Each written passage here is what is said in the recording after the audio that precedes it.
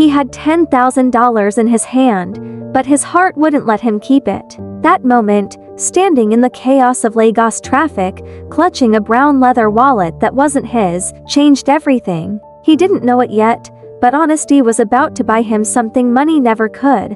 The man's name was Tunde Owolabi, a former mechanic turned wanderer after life had chewed him up and spat him out. He slept behind the old National Theatre in Iganmu, under a half-broken billboard that read "Dream Big, Lagos." A cruel joke for someone who hadn't eaten in days. The city moved around him like a restless beast, horns blaring, Danfo buses yelling "Ojelagba, Yaba straight," and the smell of roasted corn mixing with petrol fumes. Lagos never slept. But Tunde, he barely lived. That afternoon, the Harmattan breeze carried dust and whispers. He had just left a roadside car wash, hoping to beg a few naira for washing windshields, when a sleek black Range Rover pulled up by the curb. The driver stepped out quickly, phone glued to his ear. The man looked important, pressed white kaftan, gold wristwatch, voice sharp like someone who had never begged for anything in his life. He was the kind of Lagosian whose confidence alone could buy silence from chaos. When the man drove off minutes later, he didn't notice what had slipped from his pocket. But Tunde did. A brown wallet, thick, bulging, almost too heavy for its size. He looked around. Nobody saw. Nobody cared. The street was too busy for anyone to notice a homeless man crouching by a wallet. Tunde's hands trembled as he opened it. Inside, dollars. Thick stacks. His breath caught. $10,000. He blinked again. Maybe it was fake. Maybe his eyes were deceiving him. But the smell of crisp notes didn't lie. There was also a sleek black card with the name Chief Tunde Owolabi, and an address, Victoria Island. For a moment, the noise of Lagos faded. He saw himself walking into a shop, buying new clothes, a phone, maybe even renting a small apartment. $10,000. His whole life could change overnight. He could eat, bathe, live again. But then, another voice whispered inside him. Tunde, if it's not yours, it's not yours. That was Mama's voice. Faint but clear, the woman who raised him on morals stricter than military laws. If you cheat life, it will cheat you back. She used to say that whenever he tried to sneak gari from the pot before dinner, he sat on the curb, watching cars zoom by. The sun dipped low, painting the streets orange. His stomach growled so loud it almost answered his conscience. He could walk away. No one would ever know. Or he could do the impossible, return it. He stood up. Decision made. And that was how Tunde Owolabi began a journey that would lead him straight into the life of a billionaire. And into a storm that would shake both their worlds. It took him nearly 2 hours to get to Victoria Island. He hitched rides, begged Okada riders, walked under bridges, and crossed streets that looked too rich for his slippers. By the time he reached the address, night had fallen. The house was something out of a movie, massive gate, marble driveway, lights glowing like heaven itself had electricity to spare. A security man stepped out, flashlight in hand. Oga, who you dey find? Tunde hesitated. Please, I want return something to Chief Adebayo. The guard eyed him up and down. Dusty slippers, torn shirt, hair wild. He looked more like someone coming to beg for food than to return anything valuable. You dey mad? Chief, no, get your time a beg. Shift. Tunde almost gave up. But then he pulled the wallet from his pocket and held it up. The gold lettering on the ID card caught the light. The guard's face changed instantly. Wait, where you get that from? I found it, Tunde said quietly. For road. Minutes later, he was standing in a marble-floored living room that smelled of wealth, expensive perfume, imported furniture, quiet air conditioning. Chief Adebayo walked in, phone still glued to his ear, voice sharp. But when he saw the wallet in Tunde's hands, his tone softened. Where did you find this? He asked, lowering his phone. Tunde explained. Every word humble, honest, trembling slightly from exhaustion. Chief Adebayo stared at him, then opened the wallet. Everything was intact. You mean, you didn't take anything? Tunde shook his head. No sir, I thought you'd be worried. The room went quiet. Even the ticking clock seemed to pause. Then the billionaire smiled, a slow, disbelieving smile. He reached into his pocket, pulled out a thick bundle of Naira notes, and extended it. "Take this. For your honesty." But Tunde didn't move. His eyes lowered. "Sir, I didn't do it for money." Chief Adebayo's smile widened. You're a rare man, Tunde. Lagos doesn't make people like you anymore." That night, Chief told him to stay for dinner. The homeless man sat at a polished table for the first time in years, eating jollof rice that tasted like forgiveness. But what neither of them knew was that this small act of honesty was about to ripple far beyond that dining table. Because behind those marble walls, secrets were waiting. And one of them had Tunde's name on it. If you were Tunde, hungry, broke, and holding $10,000, would you return it? Be honest. What would you really do in that moment? Hey there, my wonderful family and friends. Welcome back. If you're ready to dive into today's story, make sure to hit that subscribe button and tell me in the comments where you're tuning in from. I love seeing where everyone's watching. And guess what? There's another amazing story coming your way tomorrow. One you definitely don't want to miss. Alright then, let's get started. The night air in Victoria Island felt different, softer, quieter, like it came from another Lagos entirely. From the wide glass window of Chief Adebayo's dining room, you could see the city lights shimmer across the lagoon like scattered gold. But Tunde couldn't stop staring at the spoon in his hand. Silver, heavy, real. He had just eaten a full plate of food for the first time in days. Every bite of that jollof rice had felt like a celebration. Chief Adebayo, still dressed in his white kaftan, sat across from him, watching curiously, a small smile tugging at his lips. "You're not from around this area, are you?" Chief asked. Tunde shook his head, embarrassed. "No sir. I stay around Agonmu, by National Theatre side." Chief nodded slowly. "And what do you do?" "I used to fix motors," Tunde said, "until the workshop closed down. Since then, he didn't finish. He didn't need to." Chief's phone buzzed again. He ignored it this time. Instead, he leaned back, looking thoughtful. "You know, people steal from me every day," he said. "Employees, suppliers, even friends. But you, a man with nothing, you returned what most would run away with." Tunde looked down. "I just did what's right." "Still," Chief said, "that makes you rare." For a few seconds, they sat in silence, only the hum of the air conditioner filling the space. Then Chief did something unexpected. He laughed. Loud, full-hearted laughter that bounced off the marble walls. "You remind me of someone I used to know," he said. "Someone who also believed doing right was enough." Tunde smiled politely, unsure how to respond, but inside, something was shifting. The kindness in Chief's voice felt genuine, almost fatherly. It had been a long time since anyone spoke to him with respect. Not pity, respect. That night, for the first time in years, he didn't feel invisible. After dinner, Chief asked his driver to drop Tunde back in town. But just as Tunde reached for the door, Chief stopped him. "Wait," he said. "Do you have a phone?" Tunde laughed softly. "No, sir." Chief scribbled something on a notepad, tore the page, and handed it to him. "Come to this address tomorrow morning. Tell the guard I sent you." Tunde hesitated. "Sir, I don't want to trouble you." Chief cut him off with a wave. "Nonsense. You've done more for me than most people on my payroll. Come." The next morning, Tunde showed up at the address, a glass-fronted building in Lekki Phase 1, with the words Owolabi Holdings glimmering above the entrance. Inside, the air smelled of coffee, perfume, and money. Staff in suits moved quickly, eyes glued to screens. Tunde stood at the reception like a misplaced puzzle piece. When Chief arrived, he smiled like he'd been expecting him. "Tunde, welcome to my little corner of madness." He placed a hand on Tunde's shoulder. "How do you feel about work?" Tunde's heart skipped. "Work, sir? Yes. You said you were a mechanic. I don't need one of those. But I do need someone I can trust. My driver ran off last week with my car keys and my fuel card. I like how you handled yourself yesterday. So, if you're willing, the job's yours." Tunde blinked, unsure if he heard right. "A job? Just like that? Sir? Yes, sir. I'll do it." Chief grinned. "Good. You start today."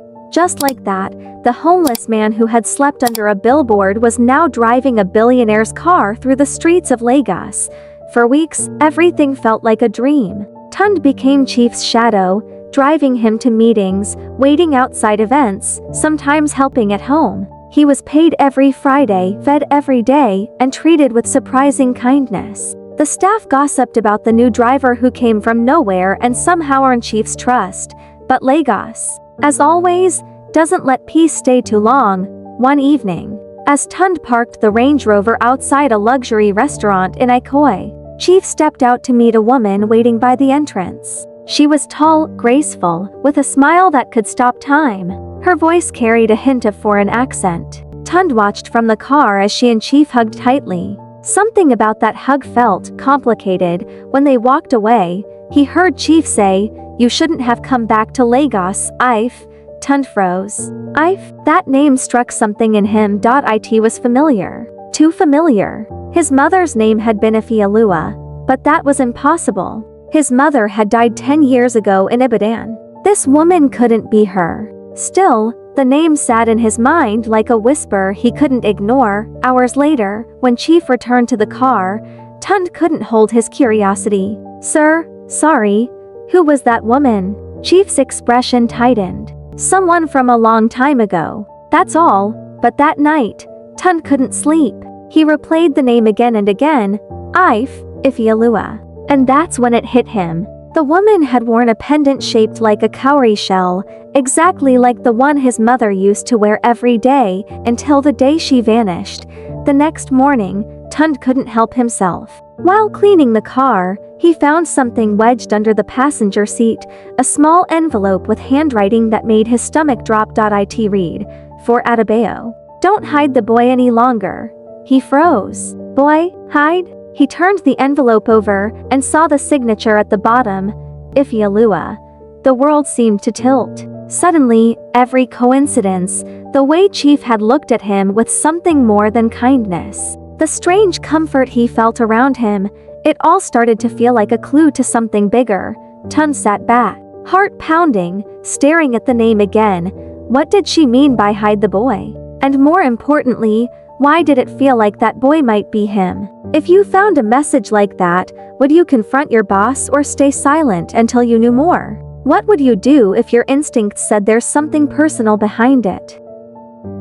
Tunde didn't sleep that night. He sat by the window of his small staff quarters behind Chief Adebayo's mansion, holding the envelope like it contained a live snake. The handwriting haunted him, delicate, curved, unmistakably feminine. The name at the bottom, Ifeoluwa, felt like an echo from another life. By morning, he'd convinced himself it was just coincidence. Lagos was full of women named Ife, but the more he thought about it, the less that explanation fit. His mother had disappeared when he was only 10. There'd been rumors she ran away, some said she was kidnapped. His father, drunk and bitter, had told him to forget her. But no child really forgets.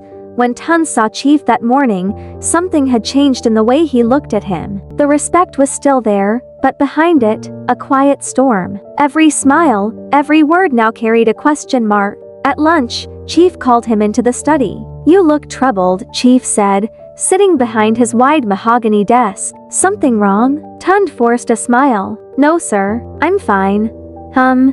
Chief tilted his head. "You sure? Because you've been quiet since yesterday." "I'm fine, sir," Tunde repeated, voice low. Chief studied him for a moment, then shrugged. "All right, just know my door is always open."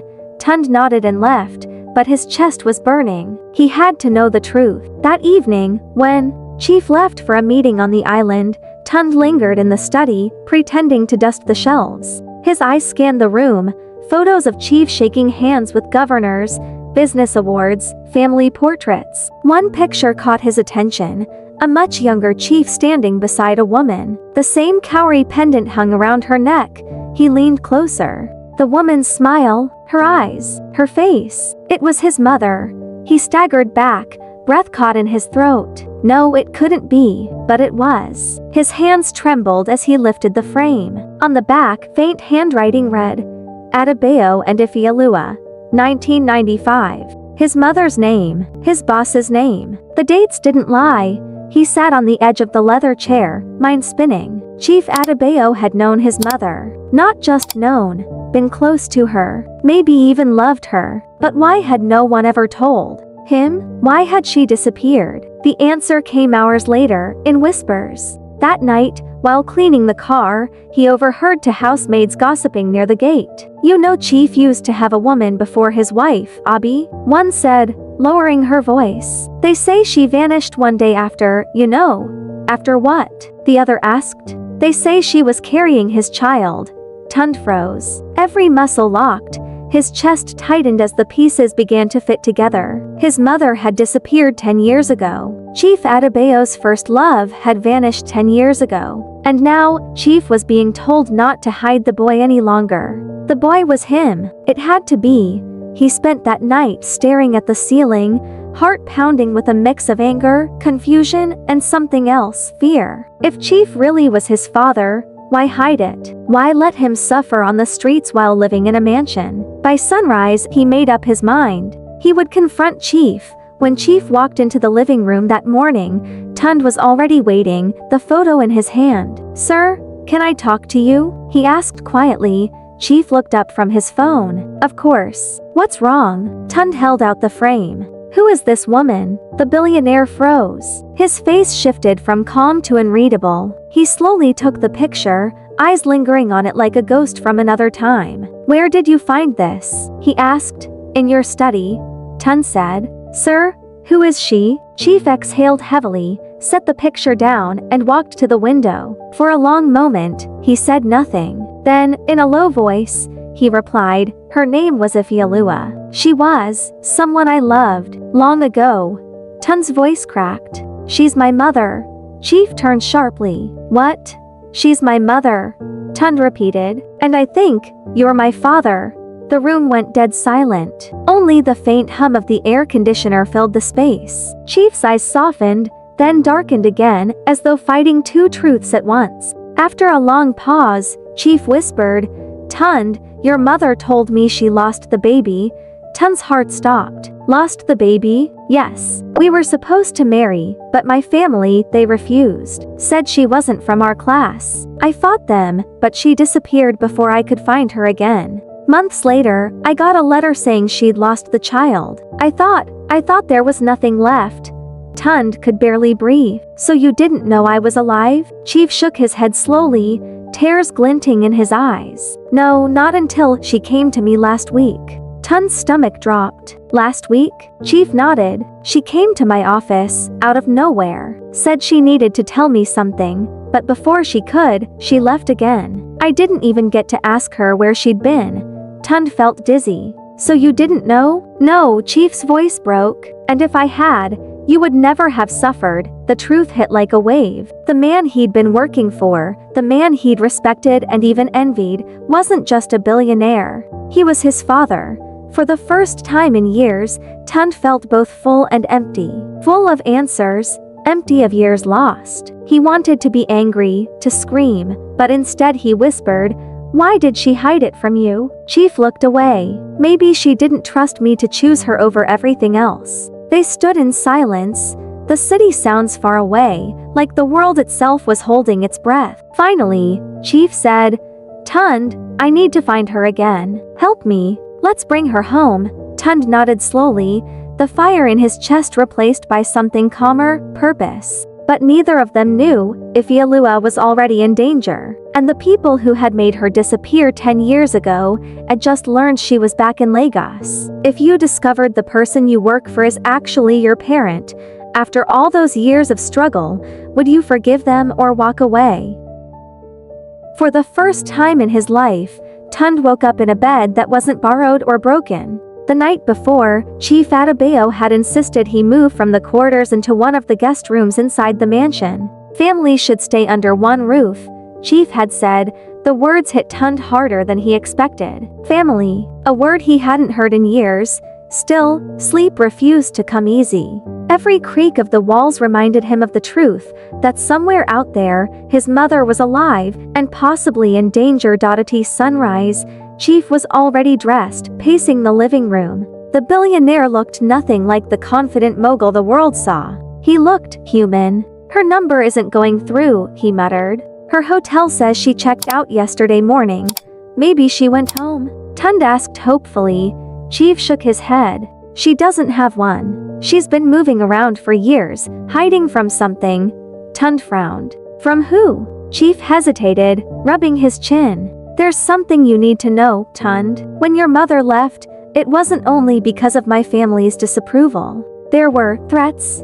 Threats? Yes. My business was young then. We were bidding on major oil contracts. Some people didn't like how honest I was, how I refused to bribe or bend. One night, she received a warning letter. Said if she didn't disappear, they'd make her disappear. Tunde's heart skipped. So she left to protect you? Maybe, Chief said quietly. Or to protect you. The words hung heavy between them. For a while, neither spoke, then Chief straightened. We'll find her. I've already asked my head of security to trace any hotel bookings under her name. I'll go through my contacts. But Tunde, he turned to him, don't tell anyone yet. Until we know who's behind this, trust no one. Tunde nodded. But in a mansion full of whispers, secrets had a way of escaping. Over the next few days, the search consumed them. Chief barely attended meetings. Tunde drove him across Lagos, from Ikeja to Echo Atlantic, from mainland churches to island lounges, following every lead, chasing every rumor. But Ifeoluwa was like mist. Always a step away. By the fifth day, exhaustion set in. Chief slumped into the back seat, eyes closed, voice weary. Maybe she doesn't want to be found. Tunde's hands tightened on the wheel. No sir, we'll find her. He meant it. But he couldn't shake the feeling that someone was always watching. Cars seemed to follow them longer than usual. Calls dropped whenever Chief mentioned her name. Even in the mansion, Tunde noticed shadows, guards whispering, staff exchanging nervous looks. Something was off. That evening, while waiting for Chief in the parking lot of Owolabi Holdings, Tunde overheard a conversation near the back gate. Two men in suits were talking, unaware he was nearby. Chief is losing focus, one said. All because of one woman. Good, the board's already planning a move. Once we show he's compromised, they'll force him to step down. Tunde's chest went cold. A coup. Inside the company, he leaned closer as one of them added, and tell Madame Ronk everything's on track. She'll get what she wants. Madame Ronk, Chief's wife. The betrayal hit like a punch. She wasn't just turning against her husband, she was working with people trying to destroy him.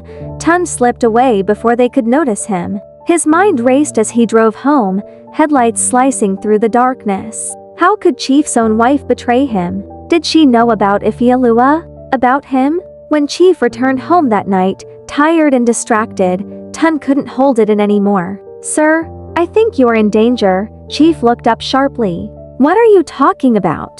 Tunde told him everything. The men, the whispers, the plan to remove him. When he mentioned Madame Ronk's name, Chief's face went blank, like someone had cut his strings. He sat down slowly. Ronk, no. She wouldn't. Sir, I heard them. Tunde insisted. They mentioned her directly. For a long moment, Chief said nothing. Then he stood and walked to the window, staring into the dark. You don't understand. Ronk helped me build this empire. She's ruthless, yes, but loyal. Maybe she was. Tunde said quietly. Until she found out about my mother. Chief turned sharply. What do you mean? Tunde hesitated. Maybe she knew your past came back. Maybe she thinks you're choosing Ifeoluwa over her. Chief's expression hardened. If that's true, he didn't finish the sentence. Instead, he grabbed his phone and called his head of security. Find out who's been leaking company information. I want reports by morning. He hung up, pacing, mind racing. If Ronk's behind this, it's not just betrayal, it's war. The next morning, the first shot of that war was fired. Chief's accountant arrived pale-faced, holding a folder. Sir, $250 million is missing from the offshore account. Transferred 2 nights ago. Chief's eyes narrowed. To where? An account in Dubai. The signature authorization was Madame Ronk's. Silence. Then Chief whispered, she's moving our money. Preparing to leave.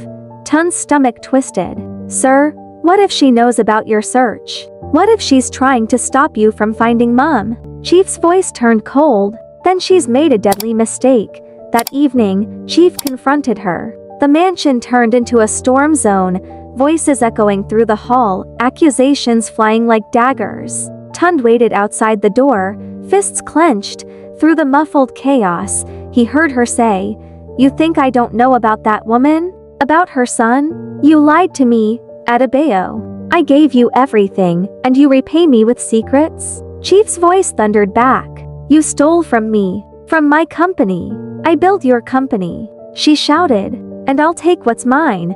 The door burst open and Madame Ronk stormed out, eyes blazing, face streaked with tears. When she saw Tunde, she stopped dead. For a moment, they just stared at each other. Then she hissed, "So you're the boy." Before Tunde could respond, she brushed past him and disappeared into the night. Chief emerged seconds later, shaken. "It's over," he said quietly. "She's gone," but Tunde wasn't sure. Because as she left, he noticed something she dropped, a phone. And when he picked it up, the last message on the screen made his blood run cold, a known number. "The woman is with us. Wait for instructions." If you were Tunde, would you tell Chief right away about that message, or investigate first on your own to see who us really is? Tunde stared at the phone in his hand long after Madame Ronk's car vanished down the driveway. The message glowed on the screen like a threat carved in fire. "The woman is with us. Wait for instructions." His first instinct was to run inside and show Chief, but something told him not to. If whoever sent this was watching, they'd know the moment he reacted. He needed to move quietly. He slipped the phone into his pocket, heart pounding, mind racing. The woman had to mean his mother, which meant she wasn't missing, she'd been taken. But by who? The phone buzzed again. A new message. "Tomorrow, Old Port Road. PM come alone." No name. No number trace. Just the instruction. Tunde exhaled slowly. Lagos suddenly felt smaller, tighter, more dangerous. That night, he barely spoke to Chief. He could see the older man sitting alone in the study, shoulders hunched, staring at old photos. The proud billionaire now looked broken, and Tunde couldn't bring himself to add another wound yet. When dawn came, Tunde made a plan. He'd go alone. No guards, no calls. Just him, the phone, and a prayer. All day, he moved like a shadow. Chief was buried in crisis meetings.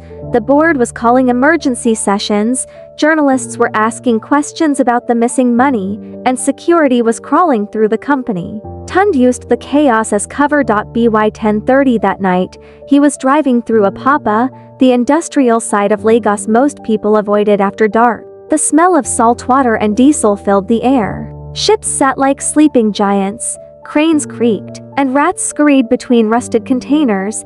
He parked near an abandoned warehouse and waited. The phone buzzed again. Inside, the building was dark, except for a single light flickering deep inside. He stepped carefully, every sound echoing against the walls. Then a voice, sharp, controlled, "You came alone?" Tunde turned. Two men stepped from the shadows, faces hard, dressed in black. One of them pointed to a chair. "Sit." Tunde obeyed. "Where's my mother?" The taller man smirked. "You're brave. Just like her. What do you want?" The man crouched in front of him. "We want your father to pay." Tunde's breath caught. "Chief Adebayo. Who else?" The shorter man tossed a photo on the floor. Tunde bent and froze. It was his mother, tied to a chair, blindfolded, still wearing her cowrie pendant. "Let her go," Tunde said, voice shaking. "That depends," the tall man said. "Your father owes us. He thinks he can build an empire without feeding the people who made it possible. We're just collecting what's due." "I don't understand," Tunde said. "You don't need to. Just tell him we want 500 million by Friday. Or the next photo won't be so pretty." He turned to leave, but Tunde grabbed his sleeve. "Wait. If this is about business, why drag my mother into it?" The man's grin widened. "Because she's not just his weakness. She's the reason he got rich." "What?" The man leaned close, his breath hot against Tunde's face. "Ask him where his first capital came from. Ask him who he betrayed to rise. You think he's a saint? Lagos doesn't make billionaires that clean, and then they were gone, like ghosts slipping into the night. Tunde sat frozen, the truth slicing through his chest. Could it be true? Had his father built his fortune on betrayal? He drove home like a man in a trance. The mansion glowed softly in the dark, a golden cage holding too many lies. Chief was still awake, sitting by the pool, a glass of brandy untouched beside him. "You're late," Chief said without looking up. "I went to find her," Tunde said quietly. Chief's head snapped up. "What?" Tunde told him everything. The messages, the meeting, the ransom demand. When he mentioned the last words, "She's the reason you got rich," Chief's face went pale. For a long moment, he said nothing. Then, in a voice barely above a whisper, he said, "They're not lying." Tunde froze. "What?" Chief stood, shoulders heavy. "Your mother was my partner. Before the company existed, it was her idea. She had connections I didn't, investors abroad, friends in the oil sector. We built everything together. But when her pregnancy came, my father gave me a choice, family or fortune. I chose wrong." He looked away. "He told me he'd destroy everything unless I cut her off. So I signed her shares over. Pretended she never existed. That money, the money that started my empire, came from her investment." Tunde's voice trembled. "You betrayed her?" Chief nodded slowly. "Yes, and I've been paying for it ever since." The words cracked something inside Tunde. All those years of struggle, pain and hunger, all because his father chose greed over love. But before he could speak, the phone buzzed again. Another message. "Tick-tock. You have 48 hours. Chief's face hardened. "We're not giving them a kobo. I'll call the police." "No," Tunde said sharply. "You can't. They'll kill her." Chief slammed his fist on the table. "Then what do you want me to do?" Tunde met his eyes. "Let me go back. Alone. They don't know I told you." "I'll find her." Chief shook his head. "It's too dangerous." "She's my mother," Tunde said, voice steady. "And your second chance?" Silence. Then Chief sighed, defeated. "All right, but take this." He opened a drawer and pulled out a small black device, a tracker. "Put it in your shoe. I'll find you if things go wrong." Tunde nodded. "I won't fail." But as he turned to leave, Chief said softly, "Son, whatever happens, I'm proud of you." It was the first time he'd said son, and it hit harder than any bullet ever could. 2 nights later, Tunde returned to the port. The men were waiting. But this time, something was different. As they dragged him inside, he saw another figure step out of the shadows, tall, elegant, cold smile. "Madame Ronk." "You?" he whispered. She smiled faintly. "Hello, Tunde. I told your father not to dig up the past. Now look what you've made me do." And behind her, tied to a chair, his mother. "What would you do if you found out your own stepmother orchestrated your real mother's kidnapping just to protect her empire? Would you fight, negotiate, or walk away?" The warehouse smelled of dust and fear. Faint moonlight bled through shattered glass, cutting across the metal floor where Tunde stood, hands raised, heart pounding. His mother sat bound to a chair behind Madame Ronk, her cowrie pendant catching the light like a silent plea. Madame Ronk looked nothing like the elegant socialite who once hosted fundraisers in Ikoi. Her makeup had streaked, her eyes sharp and exhausted. "You shouldn't have come alone," she said, voice trembling between anger and regret. "Where's my father?" Tunde asked. "He'll be here soon," she replied. "He always comes when his conscience calls." Behind her, the same 2 men from before checked their watches. "Madam, time's almost up. If he doesn't bring the money, he'll come." She cut in. "Adebayo always pays for his mistakes." Tunde's pulse raced. He glanced at his mother. "Mummy," he whispered, her head lifted slowly, blindfold still on. "Tunde." The sound of his name in her voice broke him open. "I told them not to hurt you," she murmured. "They won't," he said softly. "I'm getting you out." The shorter man barked a laugh. "You? You're not getting out of here alive." But before he could finish, headlights sliced through the darkness outside. Engines, doors slamming. Chief Adebayo had arrived. He stepped inside. surrounded by the low hum of security men holding position near the gate. The billionaire looked 10 years older, suit rumpled, eyes red. He raised his hands. "Ronk, please, let them go."